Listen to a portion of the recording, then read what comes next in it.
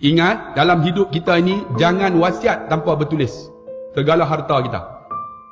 Faham tak? Kalau ada tanah, tuan-tuan tolong hebah siap-siap sebelum kita mati.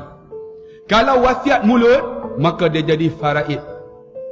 Tanah ni Kak Long punya, rumah ni Kak Cu punya, yang ni Kak Lang punya. Ini sebut mulut aja, walaupun ada saksi. Bila mati jadi faraid. Faham tak? Jadi faraid macam mana? Hebah siap-siap. Hebah tu maksud dia pergi tukar nama siap-siap, bubuh di bawah, aku pemegang amanah. Tanah ni Kak Long punya, tukar nama Kak Long, tulis di bawah tu pemegang amanah. Kita pemegang amanah. Maksudnya selagi aku tak mati, aku memegang amanah. Jangan tukar terus nanti takut kalau anak tak soleh, dia hantar kita rumah orang tua-tua. Kata tanah ni saya punya, tanah kita apa pun tak ada. Buat pemegang amanah. Bila dah hebah tuan-tuan, mati kita mudah. Mudah macam mana? Mudah tak berebut harta anak-anak kita.